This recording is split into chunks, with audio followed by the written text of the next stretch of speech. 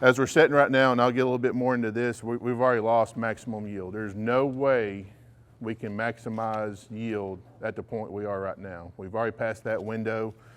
You know, there's just no way we're going to be able to achieve the yields we would have achieved if we were planted a month, 2 months ago. And so these are things trying to ensure, you know, the proper techniques and the proper production practices we need to do to try to get the best yield we can right now. So number one, we've done a lot of research the last several years looking at accelerated aging and germination of stored seed and how that influences or how those numbers change during the planting window. All of our data shows that once we hit June the 1st, the accelerated aging starts to really decline pretty rapidly. And so if you've got seed on your farm and you really want to know what quality that seed is, you need to pull a sample ASAP, send it into the state plant board, and they can run a germ and accelerated aging test on that. The entire test, both tests together, is going to cost you $20. I talked to Aaron Palmer this morning at the state plant board. He said they're not too busy right now, so if you can get those samples pulled and sent to them with a check, you know, to pay for the sample and your email address, they're turning those around in about 9 days. And so I don't know what kind of schedule most of y'all are looking at. I know you're gonna probably try to get planted as quick as possible, but it's better to know what kind of quality of seed you have to get ready to plant to adjust on, you know, how much you need to plant.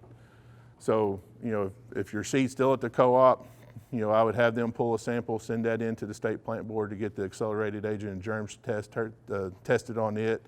If you've got seed sitting in your shop, probably be a good idea to do that. So that's, you know, kind of the number one. There's a temperature where that becomes more critical. Right. What is that temperature?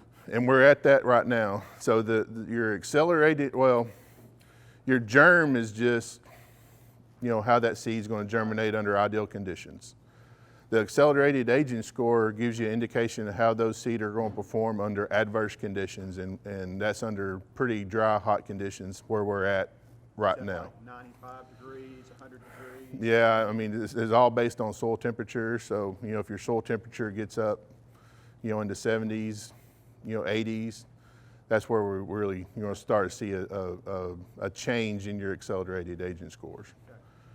And so if we were under ideal conditions and you know, we were able to have soybeans coming up, you know, pretty quickly, the accelerated aging score really wouldn't come into play. But it's under those adverse conditions, and it's either, you know, the extremes early in the season or late in the season like we are right now, that's where that accelerated aging score is going to come into play. When you get your numbers back, you want your germ and your accelerated aging score somewhere about 20 points difference. So if you have an 85% germ, you don't want your accelerated aging score any lower than 65%. Once you start getting that greater than 20% difference between your germ and accelerated aging, that's when you really start having some issues on plant stands under adverse conditions, and you may have to bump your seeding rate up to ensure that you get plenty of seed out there. Any questions on that? Chairman, if a person hand carried it to the plant board, could reduce that 9-day turnaround? Probably not, because the germ test takes about 4 or 5 days, but the accelerated aging score takes a little bit longer because they have to put it in a oven to put it under those conditions. And so it takes about 48 hours or so to do that. And then they have to turn around and then do the germ test on it. So if you hand delivered it, you know, it may save you a day depending on, you know, how quick you can get it shipped, but it's not going to gain you 3 or 4 days. I mean, that's, Aaron said, you know, about, I've always said about a 2-week turnaround. He said they can get it out quite a bit quicker and get your results if you send them an email address instead of having to snail mail you the results. 2 questions. Well, it's actually 1 question, 2 parts. One is, should a person probably bump his seed rate up maybe 10%? I'm getting to that. That's one of my points. Okay. Next part. The next part is, at what point, because we can look on the backside of the deal and run into a fall frost time frame, And there's been some research that shows that you go back to an early group 4 or something at this point and do it. I'm gonna hit both those points here in just a minute. Second one is planning. I don't know, you're really not gonna know what your fields are, or the conditions of your fields until the water gets off. At this point, if you can no-till, you're probably gonna save a few days getting planted. If you go in there and you've got some erosion or some ruts or things like that you need to go in there and do some tillage, you're gonna lose time because you're having to pull that implement and getting the seedbed prepared. You're also, at this time, you're probably gonna start losing your soil moisture pretty rapidly because we've pretty much gone from spring straight into summer. Heat indexes and temperatures are going to be in the mid 90s and heat indexes up in the hundreds. And so it doesn't take long to go from flooded conditions to droughty conditions in Arkansas very rapidly, especially with the lack of organic matter we have in a lot of our soils. So just kind of keep that in mind. We want to try to get these beans planted as quick as we can, the best we can. And so no-till might be the best option, but again, your fields, your equipment, how they perform on those fields, but just kind of keep that in mind. Herbicide options, I'm really not going to say a whole lot about that. Tom Barber's going to cover that, but just start clean, stay clean. We need to remember our plant back intervals, especially this late in the season. And Tom's probably elaborate a little bit more on that. But we just need to make sure, some of our chemistries, if we're planning on going back in with a rice crop next year, we're almost getting to that time of cutoff on using some of these herbicides in our soybean crop that can cause some problems later on next year in some of our grass crops. Row spacing, I've done a lot of research on row spacings. Anything to narrow up your row spacings is going to gain you yield because you're going to get quicker canopy closure. Because we are late, you're going to need extra seed, and I'll talk about seeding rates here in a minute, but you're going to need to close that canopy as quick as possible because of several factors. Probably the biggest is light interception. You need to have, as much canopy out there, intercepting as much light to produce as much yield as we can. 2 is weed competition. As quick as we can get that canopy closed, we're going to put competition on those weeds and shade them out and try to help control some of those weeds. Irrigation efficiency, I think, talked to Hank, a lot of this acreage is probably going to be non-irrigated, but in those irrigated situations, anytime we've got open soil or soil exposed to the sunlight, we're going to have less efficient irrigation because the sunlight's going to hit that bare soil. It's going to evaporate that water that we're putting on. And so the quicker we can get those canopies closed, the better off we are.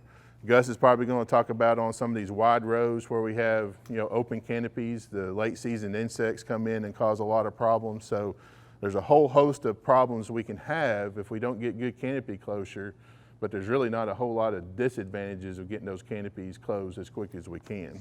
Is 7.5 too narrow?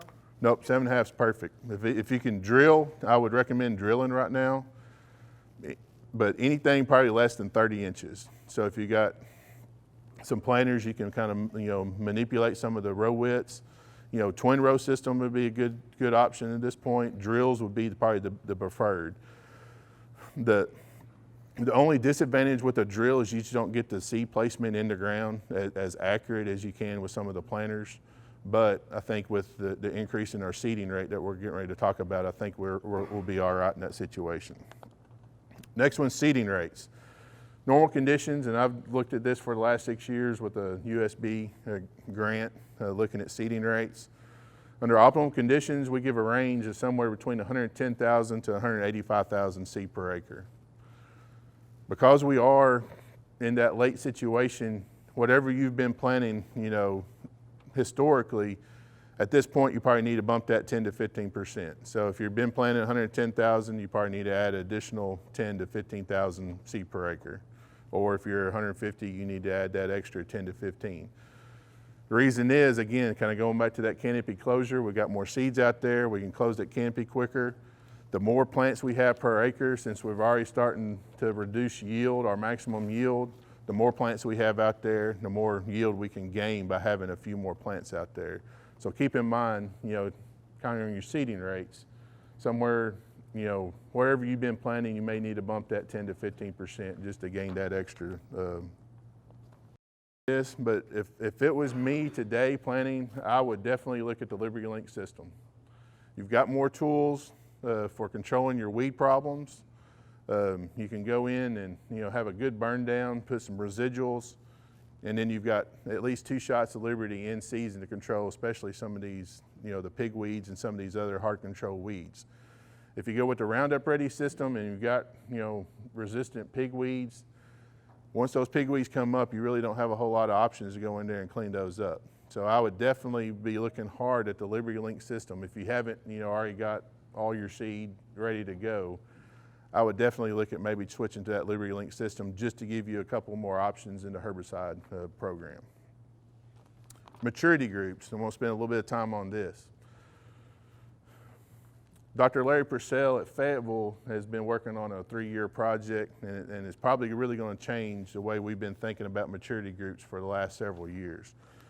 And so this was a regional project all the way from Texas to the Boot Hill, Missouri, looking at maturity groups by planting dates by latitude. And so we're just going to be looking at the Arkansas locations, which was at Kaiser and Roar, and we're kind of splitting that difference on latitude. But historically, we've always said once we got into our late season or double crop situation, we've always gone to 5s. We've always said plant 5s, plant 5s.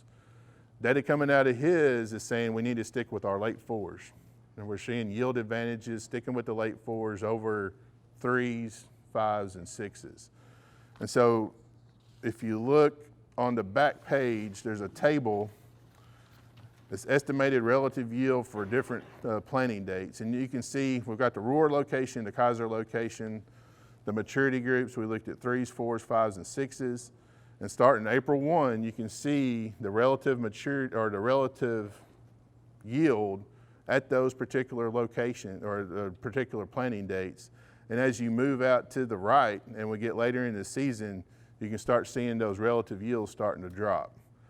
So if you look at the June 1 column for group 4s, we've already lost 21%, 21%. We're at 79% of our maximum yields at the Roar location for group 4s. And if you look at the Kaiser location, which is a little bit further north, we're still about 95%. So where we are right now in latitude, you could probably split that difference. So I'm saying, we're probably somewhere between 80 to 85% relative yield over what we normally do under maximum conditions. So we've already lost, 15 to 20% of our maximum yield. As we continue to delay planting, you can see that those numbers start to decline, and as we get later in the season, they really start to decline once we get out to, July and even into August. So you can see if we're delayed at the Roar location till June 15th, we're down to 72% of our maximum yield. If you're at the Kaiser location, you're down to 79% of our maximum yield. And again, I think we can kind of split that difference. We're kind of in between both of those stations. So that's saying we're already lost yield. So every day we're delayed in getting anything planted, we're continuously losing yield until we get out to the point. And if we plant late enough, we could have some issues with frost. Is this dry land or irrigated? Irrigated. Does the late planting of 4s improve the seed quality? Does the late planting of the 4s improve seed quality, as in like for seed beans or? Experience-wise, the early planting group 4s I grow tend to look junky. They take them. They look at It all depends on the growing conditions and what conditions you have prior to harvest. I mean, if you have a dry fall, yeah, we haven't seen, they did quality assessments of those, and we really didn't, well, I haven't seen that data, and I don't want to talk about that data just because I haven't seen that data. But from my, experience, it all depends on the growing conditions and how the fall is and how you can get those beans harvested is going to determine. And then again, a lot of it, is insect issues and disease issues and things like that, can affect quality as well. But There is some validity to that because all the seed growers and all the seed companies want to plant their soybeans a little bit later just to take advantage of some of that. They're seeing some advantage by planting later as opposed to real early.